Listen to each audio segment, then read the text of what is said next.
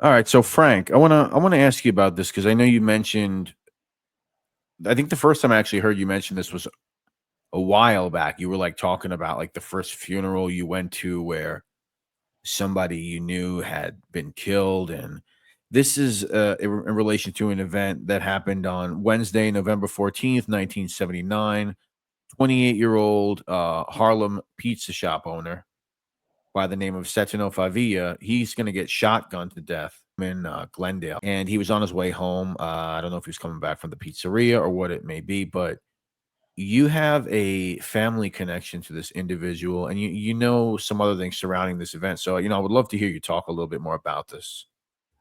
Oh yeah, this is one of those funerals that I did go as a kid. I don't know, maybe my mom didn't have a babysitter or whatnot. I don't know. It just seemed like I was going to a lot of these at the time. So Settimo was a hard working type of guy. He didn't take no bullshit, but he wasn't he wasn't in the mob or anything like that. But he had connections. He was married to a cousin of mine. They were newlyweds. It's a cousin Fina. So Fina was my second cousin. Her dad was my first cousin. So her dad was Joe Pizzo, Giuseppe Pizzo. My God rest his soul. Um, he was my aunt's son, my father's sister's kid. He was the oldest. I know I'm probably confusing a lot of you guys out there, but his mom was my father's sister. He was the oldest of my cousins. I am the youngest, and that was his daughter. Fina was his second daughter, actually.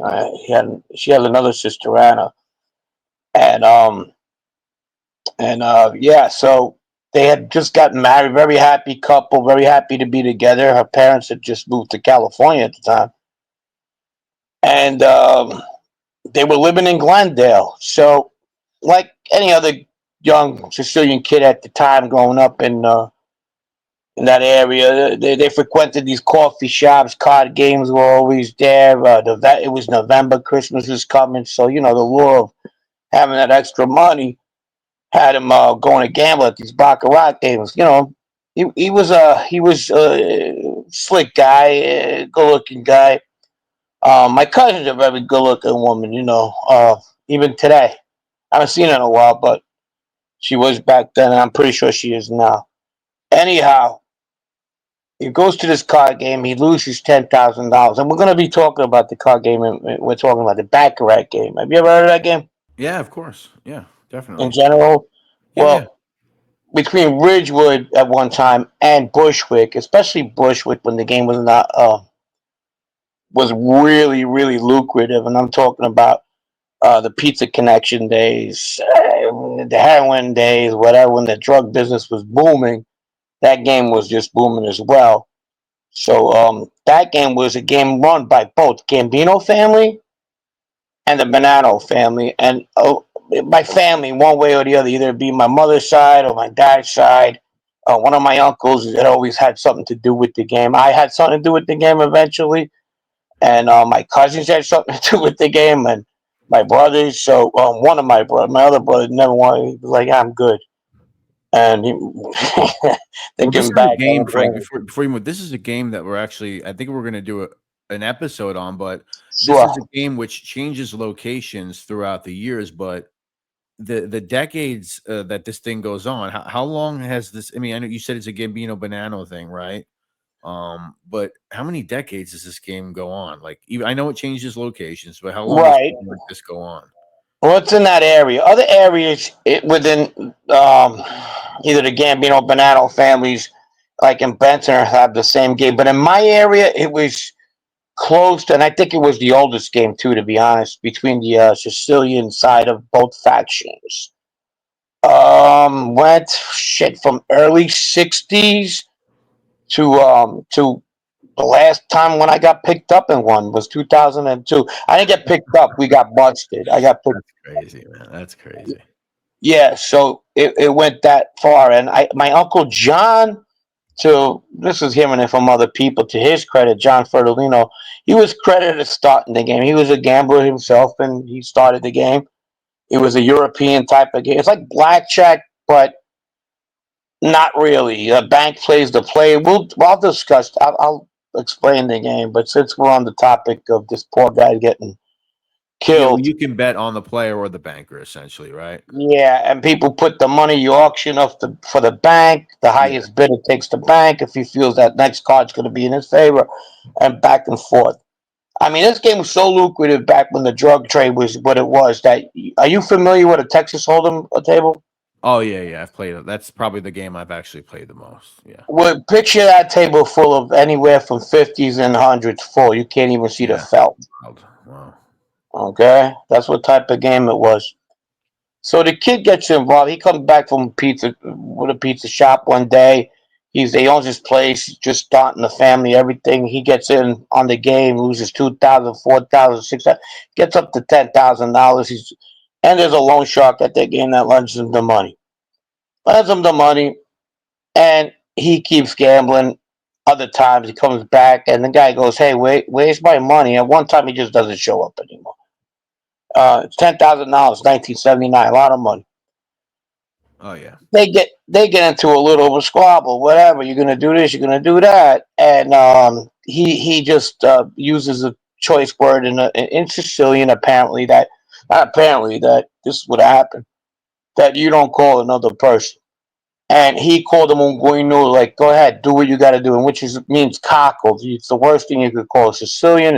It could get you killed in a second. What's the word? Cockled, good nude. This is like a good nude. How That would you means translate it? What would it translate to in English? someone who has a wife that cheats on him and Oh, okay. Like a cuck. basically doesn't say nothing. Like a cuck. Yeah, anybody could be a good older if you That's don't what they know call about it it. now I in mean, English over here. You cuck. you're You let cuck, other men do exactly. your wife, and you don't do Well, nothing. what the word cuck comes from an English language, cuckold. Right, right, right. Cuckold, right. But it's kind of the same idea, right? You'll hear it in Shakespearean terms too. I remember me and this guy used to talk about it because we used to laugh about a certain individual. This one of Vito Grimaldi's nephews, and we used to crack up about the word. It's a fucking actual English term. But back to what I was saying, they got into the terms, and the guy in question was Frank Bonomo. Frank Bonomo was a loan shark and also a Bonanno captain, and back in the day, the old man Bonanno. He had a very big, he had a reputation. He was a very to the gun type of person. There was, and that word, not a lot of people could live after that word. And they talked to him to a point that like, listen, his father-in-law is back in California. Let's make this right. He wasn't meaning it towards you and whatnot. He goes, well, you tell him he has so much time to give me my money and whatnot. And they reached out apparently to my godfather was a strange. He wasn't type of no bullshit type of guy. I don't know what kind of relationship he had with his son-in-law. But at the time, if he moved to California, obviously it was because he was times were a little rough. You know what I mean? This was He got out Giuseppe of Pizzo, right? yeah. What happened was he went out there. He did pretty good in the pizza business. He had a family out there, and they opened up a couple of shops and all. But he kind of like jested, it's not my thing, whatever. It's not do whatever you got to do, And he probably didn't think that was gonna happen. And what happened was Frank Bonomo went with this. He said, you know what, we're gonna do what we're gonna do, and fuck this. You know what I mean? And before I get to that, we got to see who Frank Bonomo. He was a serious dude. There's this guy Pino Iguana. The iguana that we always talk about, Benuzzo Screws, and that I remember my brother Joe told me a story that he kind of got a little lippy, not even that much. He said something like he shouldn't have said to this Frank Bonomo, and he took out a fucking blade and missed his face by with a knife, missed his face by about 3 inches. He was Jesus. someone who not to fuck around with. I mean, right in the middle of the freaking Knickerbocker in the afternoon. You understand? Wow. Yeah. Yeah. Yeah, he was but he had this one young guy around him, and you guys have heard of him. Pizza Caro, who eventually goes to the Gambino family, and there was always rumor later on that he went there because there was a lot of ways about Pete that was really resonating well with the Bonanno people. he had habits eventually that they grew to be able true that he liked the drugs and whatnot, and he gave the job to him. He was a Bonanno associate at the time. Four of them went over there. He was there as well. They waited for Settimo coming home from work. They knew his routine. When he came out there, a block away, they blew him away. Okay. Yeah. Yeah. Yeah. So I first ran into Peter Bud Zuccaro, as as I guess was his name. Also, people would call him Bud, I suppose. Probably like, I don't know, like 4 years ago, maybe I was looking into the Carniglia brothers, and he's present at this incident. The murder of Albert Gelb, the court officer in Hmm. '76. So he's present at the diner on Cross Bay Boulevard. What's that diner on Cross Bay Boulevard? I always forget the name of it. Lyndon Wood. No, yeah, no, that's on Linden Boulevard on Cross Bay Oh, I Boulevard. don't, I don't remember. Yeah, I could No, count that many times I've been to the diners out in Lyndon Wood, it's Howard above Beach. me.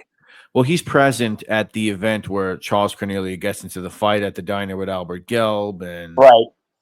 and so Zuccaro is actually there that night. Apparently, Cornelia is coming from Tommy DeSimone's wedding, and Charles Cornelia goes to see Zuccaro and talk to him, and Gelb sees the guns, and this whole fucking melee breaks out, and it turns into this whole fucking thing. And Zuccaro, I believe, takes the guns from Cornelia, puts them in the car, and I think he might have been only a teenager at that time, or maybe very early. He might have been 19 or 20 at the time, but interesting cr- guy from a criminal perspective. Oh Um, yeah. and you say ultimately, I mean, he was already kind of hanging around with all those Gambino guys. So, but ultimately, he gets in with the Gambinos, but he starts out with the Bananas, huh?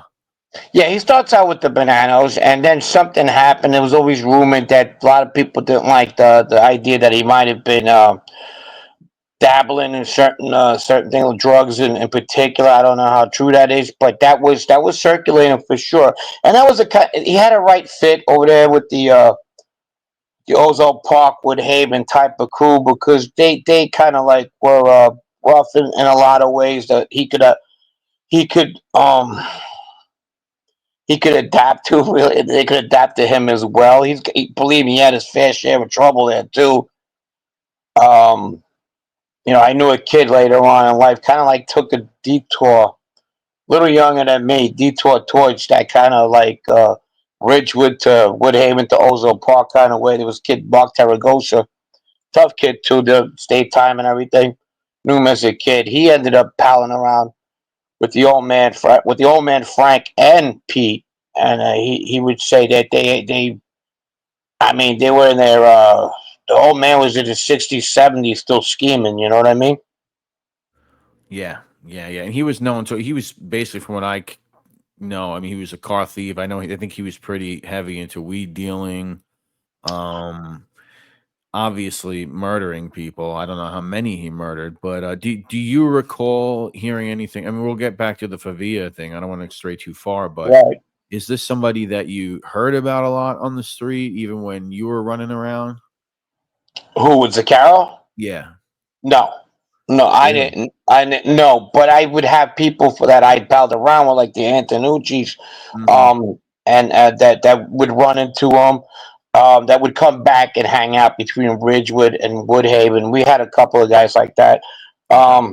The Galante brothers that I would.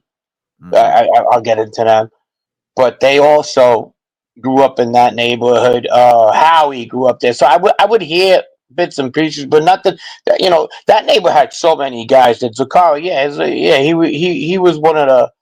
I'm not saying main guys I'd hear about by far. There was a lot of guys like that Yeah, around there. yeah, yeah. There was a lot of guys at the time like that. So yeah, I mean, I knew his daughter, but not how do you say it? But yeah, she had a dad who was that guy, but so did a lot of other girls. So, the aftermath of the Favia incident, there's a lot of things that happen, a lot of false history. So let's get back to the death of 28-year-old Settimo Favia. All right, so he dies, and his mom. He's called Settimo because that in Italian means seventh. He was the seventh child of his mom and his dad, obviously. And his mom was an older woman, so they didn't want to tell her that her kid died, but they told her, I don't know why they even told her to begin with. I don't know if he had that kind of relationship. She was an older woman. She died a little time after she came into the funeral, and they told her they didn't want to tell her nothing because she might have had a heart attack. But why tell her at all? I don't know. And it was really, really, you had those screams you'd hear in one of those Italian movies, those Francesco Rossi movies, with Salvatore Giuliano and stuff. It was really morbid, in real life, and that's the type of stuff I'm like that was going on, goes on in life, in that life anyway. It was really sad. My poor cousin. I mean, she did well after. I'm not saying, but it took her a long time to get over that. And this is the type of shit that life breeds that nobody talks about. The movies that glorify this kind of stuff don't really, get into this shit. So it was a very sad part of my growing up for sure. Yeah, and it's like you said, that's obviously a good point. The movies don't show the side. People don't often think about that side of it, where it's like, or people will even make excuse for it. Oh well, he should have never called that guy that name, so he deserved to be shotgunned to death in front of his home on the way to see his newlywed, his wife. Right. It's definitely an ugly side. Who who did they? Well, who? What was the consensus over like who did it for a long time? Um, I'll get to that in a sec. But before that, I was like, I did a lot of wrong in my life, and I should have took that right there at a young age as just what happens on the other side when you hurt somebody's family. I hurt people, and I always think about that funeral because I think of the people I fucked up to, and I say to myself, um, it's somebody that I put in those some situations, and at the end of the day, what the fuck for what, man, for what, But back Yeah. to yeah, yeah. As we get older, But we that's try to like I figure it think out. that's like all you guys though. I mean, I think all you guys have that moment where they could probably say, "Oh, when that happened, I should have known right away." So I mean, I wouldn't get too down on yourself about it. I I'm mean, not. It just I'm not. I can't take anything back. I wish right, I could, right. but I can't. Um, but that's just the way life is sometimes. Water. I won't call it water on the bridge. I don't want to. I don't want to be insulting at all, but it's the past. You know what I mean? But Yeah. back to what you're saying about, you talk about people like that get it wrong sometimes. These guys that write, and I don't want to be on the going against writers all the time. We're talking about Breslin on the last episode and whatnot, but they get it wrong. And when they get it wrong, sometimes they get it wrong to the like to the point that you know there's families involved here. So my friend, my ex friend, close friend, very close friend, growing up, his father was in a book implicated as having the person that he was the loan shark and that he didn't get his money and therefore he listen to the story they made up that he wanted him to run drugs for him, the Settimo guy, and therefore with Settimo not Oh, running the drugs, um he got killed for that, and that's what happened. He couldn't I mean, pay that the sounds money. 10 times worse than the actual story, actually. Yeah, well, it's bullshit. It's just Yeah. bullshit. So the thing that's crazy about that was Setimo's wife was good friends with the daughter of the person they were accusing us in this book, and it's all in the testimony of fucking false testimony. That it seems like the government was taking with the good work I guess they were doing. A lot of it was fucking false testimony. They had this one guy, Luigi Ronzavelli at the time, who was a pure bull. I mean, he had the guy that Bonomo almost tries to clip with the knife. The guy Uh-huh. Pino Uh-huh. the iguana, which we call Otubino. His nickname, not in front of his face, was Perutu Scroons, which means shithead. He had him as a boss in the Knickerbocker area. Okay, can you be a boss with a nickname like that? He So didn't it didn't he do caused that to a Sal Catalano? Didn't he like testify against him, and then he tried to take it back. Like, oh no, I didn't. Something like Yeah, that. he has this guy that was my mom's tenant who was family to us. He was what I call him. That's a wrong word. He was like a brother to us, to me and my brothers and my family. Mimo Tartamella, who was around Catalano, he has driving his red Corvette to meet him for a drop because he worked for Catalano, and Catalano told Uh, him, Reggio, to go meet Mimo Tartamella. Okay, listen to this. Never had a red Corvette. Okay, could he got one at that? Yeah, but I mean, he said he had a red Corvette. He didn't say he had it that day. He always had one. You know what I mean? This yeah, guy that I knew the guy for years. Never a red Corvette. I knew what he drove. Never a red Corvette. it's wild. Yeah, that guy's I mean, flying. even a picture with us in a family picture at my brother's wedding. It just is one of so that's how close we were. I would know what he drove, Yeah. but this is the type of stuff that gets fucking tossed around, and books like that. And people take these books for gospel. There's a lot of these researchers that read this shit, and I've seen it before. Hey, tell us about this guy. How was he? Because they figure if the government took him in, but the government didn't have no rats back then. Not good ones. When I mean good ones, that's an oxymoron. Whatever. Um, credible. Right. But back to my cousin and our friend. They didn't talk for years over it, and it wasn't like they brought it up. It's just you read a book like that and you go, "Wow, what the fuck?" And it was all fucking lies. And the man that were accusing was really a good man. A really, God rest his soul. And I could say it was my ex friend Paul's dad, and who I called Uncle Phil. He was a great guy, good guy. I know he did what he did, but aside from that, a gentleman. Yeah. And Yeah, he was a heroin guy, right? yeah, yeah. Yeah. And so they get it they get it wrong. They get it wrong a lot. You know. Yeah. I remember Larry McShane got it wrong on fucking Persico. Remember after the poor guy dies, the steak, he calls him a rat in a Daily News article. I hated that. I said, "What the fuck? Why?" It was crazy. It was Yeah. crazy. It's like when Gene Gotti hit Frank Cali, according to the Daily News. Well, they didn't exactly say that, but if you remember that. And you think they get it right like these days because there's so many cooperators and whatnot. But honestly, if you think about it, back then they didn't have any, so a lot of shit would be made up. I hear certain content creators that do that these days too. They start fucking getting a little ahead of themselves as well. I don't want to get into that. Not when we're doing this kind of material. I'll do it when on our lives when we want to joke these guys, but not with serious material like we do. So I know Zuccaro does testify in the 2000. I mean, he testifies against a bunch of fucking people. I mean, Charles Corniglia, Venia Saro, Muscatello. I mean, he testifies against a bunch of people. Is that when that comes out? He finally admits to that, and like, what is it, like 2008, 9, 10, somewhere over there? Is that when that comes out that he cops to that?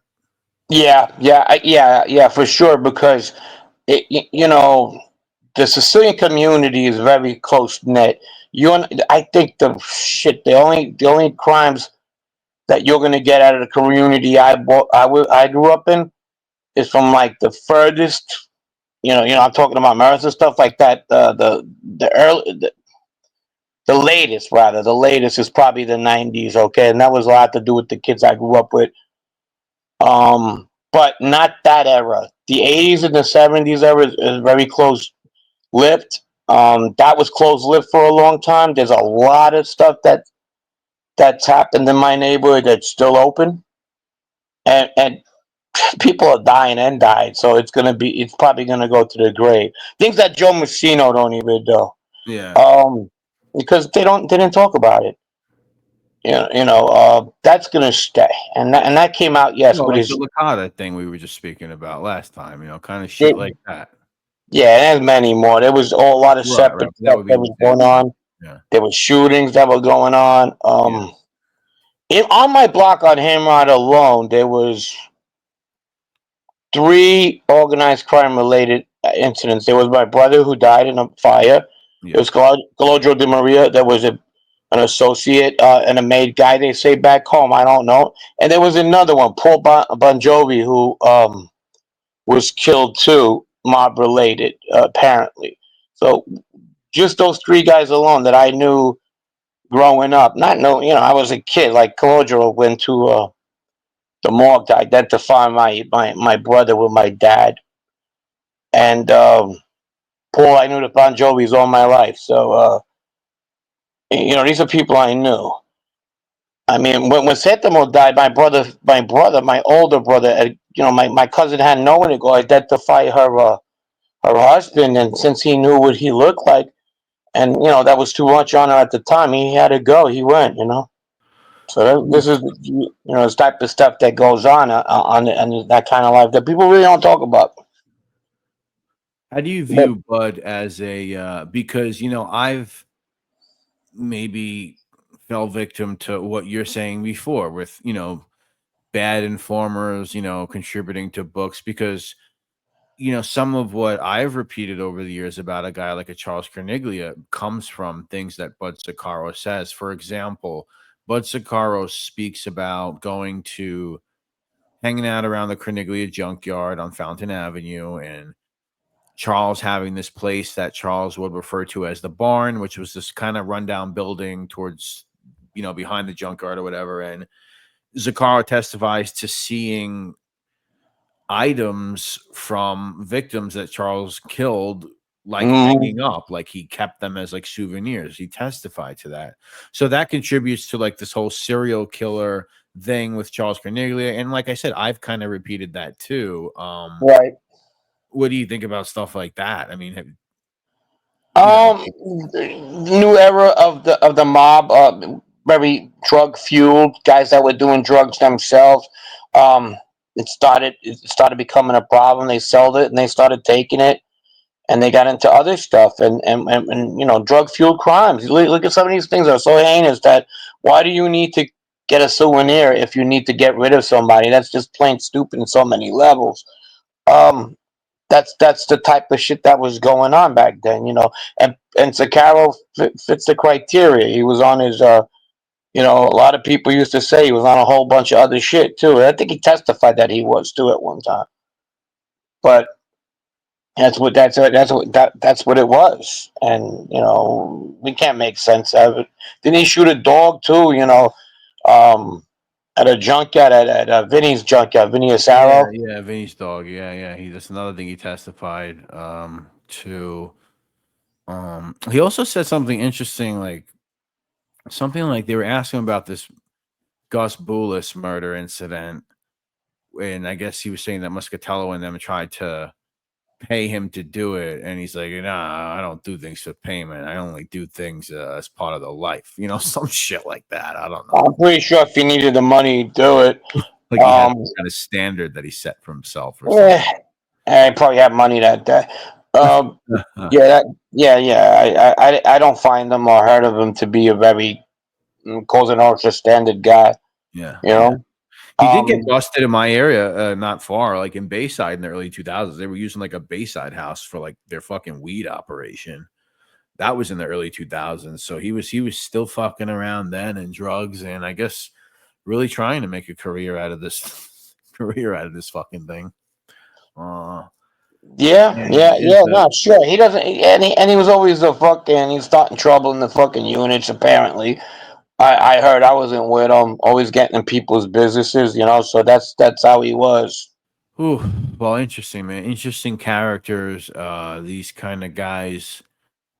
I don't know. I guess maybe there's people like them mentally that still exist, but there's no structure for them. I don't know. I kind of. What do you think? These are like bygone era. Do you think these guys are actually still around that want to do this shit? These kind of cowboys fucking going nuts, or have we moved really away from this for the most Do part? I? No, I think, yeah, I think they moved away from it. But I think certain families and certain crews are gonna still have that element of these guys who dipped and dab in other fucking areas that are gonna affect the way people are doing things. I think the rat game ain't over. It's far from over. It's just it's with everybody doing it, and I know people are gonna say I'm saying it, whatever, and it's still gonna happen, and a lot. All right, man. Well, thanks for sharing that. I know, he's got some family history connected to that, and yeah, really interesting, but sad altogether. Sad, you know. Yeah, yeah, it definitely was. It definitely was. It's the life, I guess. Guys, stay out of trouble out there, especially you young guys. We'll see you soon. I hope you enjoyed this.